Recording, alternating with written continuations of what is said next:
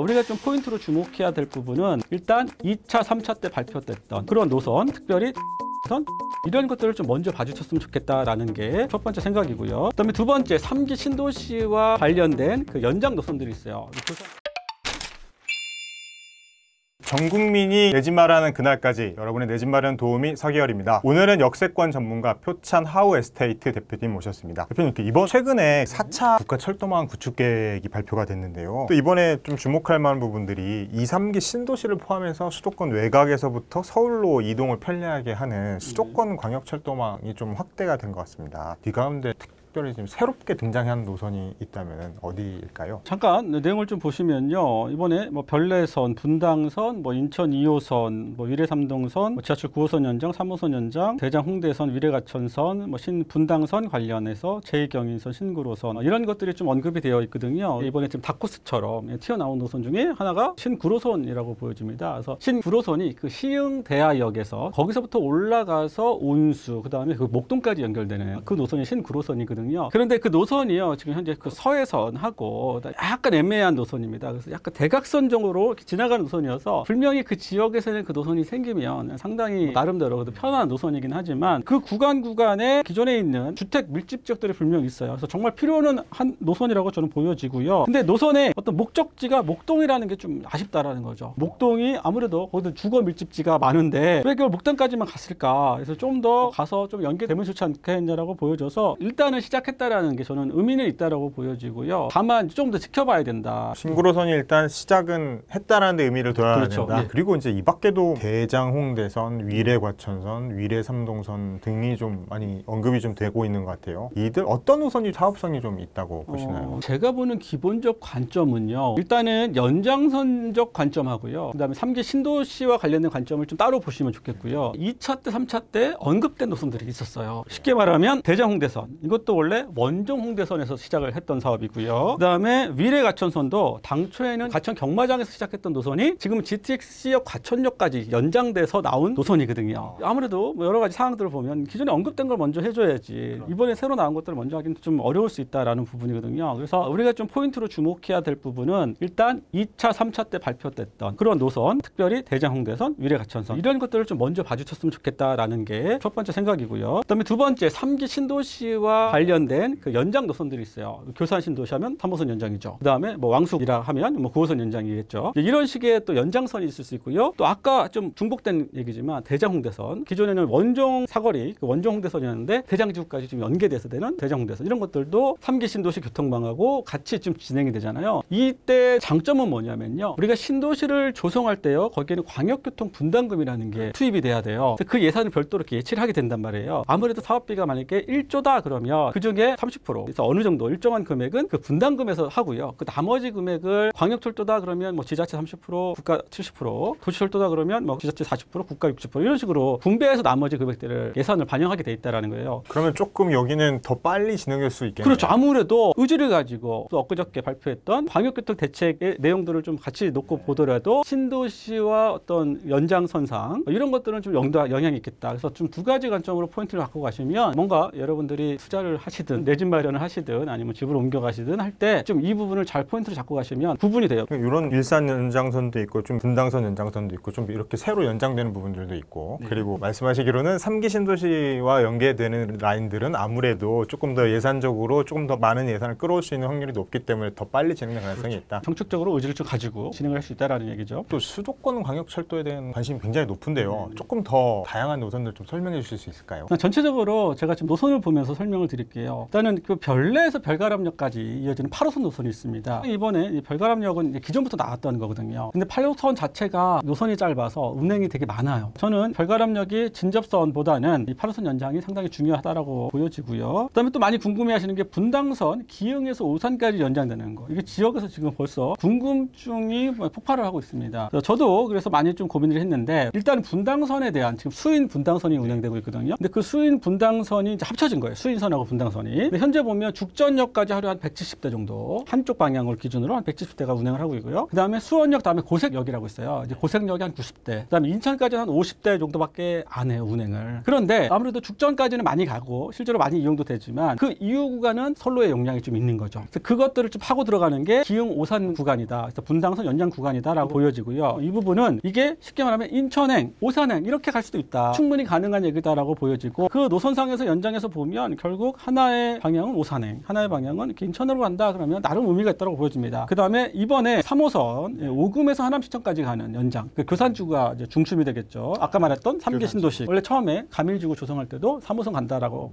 발표를 한 게 있었기 때문에 결국 원안대로 3호선하고 연장이 되고 있는 거고요. 이 사업들이 좀 더 구체화되면 지하철역은 1km마다 하나씩 쓰고요. 외곽으로 가면 한 2km, 3km에 역이 하나씩 씁니다. 가밀지구와 가밀지구 앞에 하나의 또 역이 생길 것 같고요. 그 다음에 교산지구 통해서 하남시청까지 가고요. 나중에 GTX D노선이 구체화되면 결국 동쪽, 동남쪽 이쪽은 하남에서는 그래도 예전에는 좀 밀사역 쪽에 좀 무게감을 뒀다라면 지금은 하남시청역에 좀 더 무게감을 둬요. 오히려 지금같이 되게 혼돈의 시기에 이럴 때 미리 고민해보는 것도 저는 되게 중요하다고 봅니다. 미래 3동선 정말 또 이번 질문이 많았습니다. 일단 위례는요, 위례 중앙역을 말하는 거예요. 그 위례 중앙역은요, 위례 트램이라는 게 있어요. 그래서 위례 트램이라는 것들은 서울시가 트램을 놓겠다라고 결과적으로 갔습니다. 민간 사업으로 안 돼서 공공이 투입되는 상황이 돼버렸고요. 결국 위례 트램은 어찌됐건 진행될 가능성이 상당히 높다라고 보여지고, 다만 보통 일반 시청자분들이 관심이 갖는 건 위례에서 신사까지 언제 놓으냐 이제 그거거든요. 그래서 위례 신사는요, 삼성역을 가요. GTX A와 C가 삼성역을 가잖아요. 근데 위례 신사선이 유일하게 삼성역을 가는 노선이라는 거예요. 그러면 삼성역에 모이는 어떤 이런 입지나 대한민국 상징성이 다 모여지는데 거기를 이 도선이 간다라는 건 상당히 중요한 의미를 갖고 있는 겁니다. 그래서 그 이후에 위례 중앙역에서 삼동까지, 이게 경강선 삼동역이 있습니다. 지금은 주변에 아무것도 없어요. 그 삼동까지 가는 노선의 가치가 있을 수도 있다. 그리고 그 중남에는 성남의 어떤 재건축 단지들 많이 지나가고 있는 그 중간이 성남입니다. 삼동역 중간이. 그래서 이런 지역에서 상당히 많이 관심을 가지고 지하철 9호선 현재 보훈병원까지만 진행을 하고 있거든요. 이제 그게 강동역까지 연결이 돼야 됩니다. 그 다음에 그 이후에 남양주로 쭉 연결이 돼서 강동에서 남양주까지. 그렇죠. 경리중앙선, 왕숙 2역, 그다음에 경춘선, 왕숙 1역, 그다음에 진접선, 남양주역이라고 표현되어 있지만 거기에 위까지 연결되는 겁니다. 근데 다만 요거는 시간이 좀 걸릴 수 있는 사업이에요. 아무래도 보훈병에서 강동까지 연결하는 지하철 9호선 그 4단계인가 그럴 겁니다. 그 단계가 진행이 안 되기 때문에 상대적으로 하나씩 올라가는데 한 번에 못 올라갑니다. 끊어서 일단 한 번 끊고 단계별로 진행이 그렇죠. 왕숙까지 끊고 남양주까지 끊고 상당히 오랜 시간이 걸릴 수 있다는 건 분명하고요. 그다음에 대장-홍대선 요거는 좀 지켜봤으면 좋겠어요. 왜냐하면 작년 12월에 현대건설에서 아마 국토부에다가 민간사업 제안을 했던 노선입니다. 요 노선이. 그리고 일단 대장지구, 대장과 계양지구 했잖아요. 3개 신도시와의 연관성도 있다. 그리고 이거는 2차, 3차 때 발표가 된 얘기다. 그리고 민간사업자가 사업성이 있다라고 검토를 한 거다라고 보여지고 충분히 가능성이 상당히 높다고 봐야 되겠네요. 그리고요, 그 제2경인선이라고 있습니다. 제2경인선. 노은사에서 청학은 아직 여기 없어요. 수인 분당선인데요. 여기 없고요. 아마 그 청학동이라고 있는데 거기까지 좀 연결되는 노선인데 요거의 쟁점은 뭐냐면 지하철 1호선 구로 차량 기지가 있어요. 근데 그거를 이전하면서 그 노은사역 중심으로 차량 기지를 배치하려고 원래 했던 겁니다. 원래 계획이. 근데 작년에요. 이제 요거에 대한 지역에서 아무래도 서울에 있는 구로 차량 기지가 광명으로 가는 거에 있어서 광명 주민들은 상당히 반발이 심하거든요. 결국 그 선상에서 이어지는 노선이 제2경인선입니다. 그래서 이 부분들이 먼저 선결 과제는 차량 기지가 과연 이전할 수 있을 거냐. 솔직히 그 창동 차량 기지도요. 그 이전하는데 지금 10년, 20년 넘게 걸렸어요. 이런 것들을 보면 아직까지 이게 결정이 안 되고 결정이 돼도 10년 이렇게 걸리는데 결정이 되지 않은 상태에서 계획들이 이어진다라는 건 상당한 시간을 가지고 지켜봐야 되는 거여서 정말 저는 지역 주민들한테 좀 아쉽지만 이거는 좀 그 관점에서 좀 지켜봤으면 좋겠다라는 거고요. 전체적으로 수도권 중심의 광역철도에 대해서 좀 설명을 드린 거고요. 이 정도로 하면은 좀 이해가 되지 않겠나 생각이 듭니다. 이번에 이제 쭉 지금까지 4차 국가철도망 구축 계획에 대해서 좀 얘기를 해주셨는데요. 만약에 대표님이시라면 어느 지역에 투자하겠다, 어느 라인에 좀 더 집중해서 보시겠다, 5개만 뽑아주실 수 있을까요? 나와 있는 노선들이 지금 40개 이상 돼요. 일단은 사업의 속도감이 좀 생길 수 있는 노선들, 저는 그게 좀 중요하다고 보여지고 빨리 진행될 수 있는 노선. 그렇죠. 네. 그래서 이게 기존에 좀 언급이 되었거나 상황적으로 지금 3기 신도시나 이런 거에 좀 물려서 정책적으로 끌려갈 수 있는 노선들, 이런 노선들을 좀 고민해 봤습니다. 그래서 5개만 좀 봤는데요. 일단은 아무래도 최근 2, 3년은 GTX가 가장 큰 호재였습니다. 그래서 아무래도 파급력이 큰 GTX D노선과 관련된 장기역, 그다음에 검단역 생기는 지금 다 거기는 묶여 있어서 지금 부지 조성을 하고 있거든요. 근데 그 조금만 더 가면 그래도 도보가 가능한 아파트 단지들이 좀 있습니다. 그러한 아파트 단지들, 그다음에 제가 보기에는 또 계양역, 인천 공항철도까지 가는 계양역, 요 주변도 지금 다 묶여 있습니다. 하지만 그 주변에 또 단지들이 있어요. 도보가 가능한 단지들이 있기 때문에 그런 부분도 좀 보셔야 되고, 그다음에 종합운동장역, 여기는 중공업 지역에 있는 부지들, 결국 거기도 수요가 몰릴 수 있는 부지다. 조금 이제 급하게 보지 마시고요. 근데 거기서 뭔가 중장기적으로 관점을 가지고 가게를 운영한다거나 아니면 사업체, 특히 뭐 인테리어 이런 것들을 디자인하는 이러한 사무실을 글로 옮긴다거나, 저는 그런 건 상당히 좋은 투자적 관점이라고 저는 보여지기 때문에 좀 첫 번째로 서부권 광역급행철도를 그래서 계속 보셔야 된다 얘기고요. 두 번째, 이거는 여기 하나예요. 이 별내선 연장역, 아까 간단히 얘기했지만 연장은 짧지만 임팩트가 있다. 그리고 단순하게 그냥 별가람역이다. 거기 아파트 단지가 있긴 하지만 임대가 많아요. 일반 분양이 많지는 않습니다. 그리고 결국에 주변에 뭐 따로 이렇게 업무 밀집지도 없어요. 근생권하고 아파트 단지밖에 없고요. 그럼에도 불구하고 저는 의미가 있다. 이 8호선에 대한 연장이 워낙 좋다라고 보여지고, 결국 잠시까지 이어지는 그런 노선이고, 노선이 짧아서 그래서 상대적으로 열차의 운행이 많아질 수 있기 때문에 별가람역에 대한 것들을 좀 한번 지켜봤으면 좋겠다 라고 좀 두 번째 가고요. 세 번째는 송파 하남선 3호선 연장입니다. 제가 이 노선 5개를 선정하는 이유는요, 무엇보다 속도감, 빨리 진행될 수 있다. 그렇죠. 나름대로 노선의 의미는 있을 수 있어요. 여러 가지가. 하지만 속도감을 좀 감안했을 때는 필요하다라고 보여지는 겁니다. 그래서 아까 잠깐 얘기했지만 송파 5급역에서 출발하거든요. 5급역 가밀지구 가기 전에 서울에서 여기 하나 더 쓸 가능성이 있고요. 그다음에 가밀지구, 그다음에 교산이 2개, 3개, 그다음에 하남시청역까지 이어지는 노선입니다. 그 부분들에 3기 신도시와 연결되는. 그렇죠. 교산지구를 저희가 지금 들어갈 수가 없잖아요. 뭐 분양을 준비하시는 분은 전 좋다라고 보여지고, 그게 아니라면 아까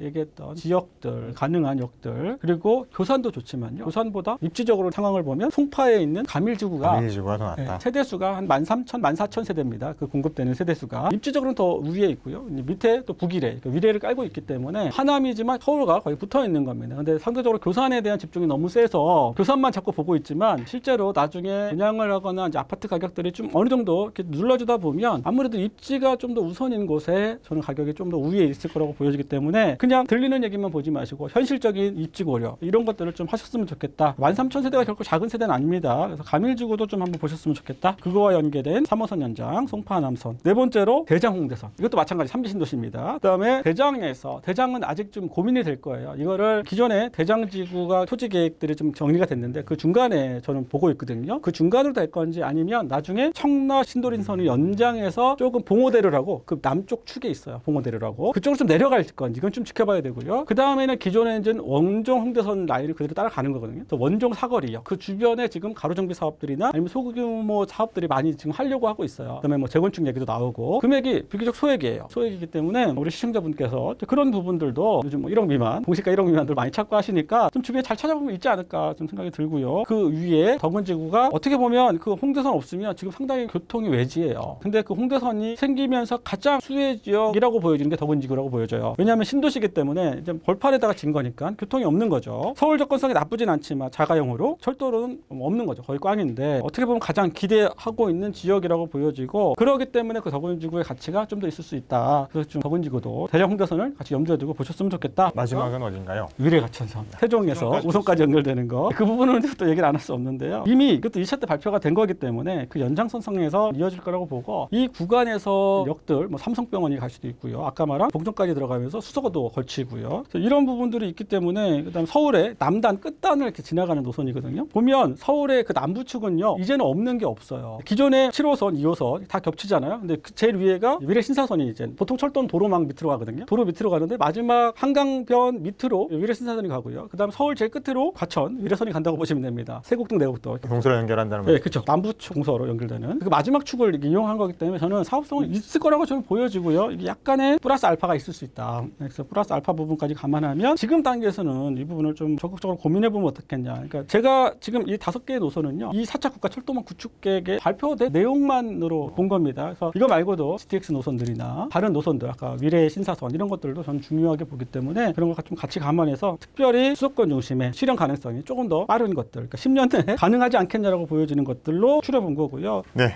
지금까지 표찬 대표님과 이야기 나눠봤습니다. 네, 감사합니다. 예, 감사합니다.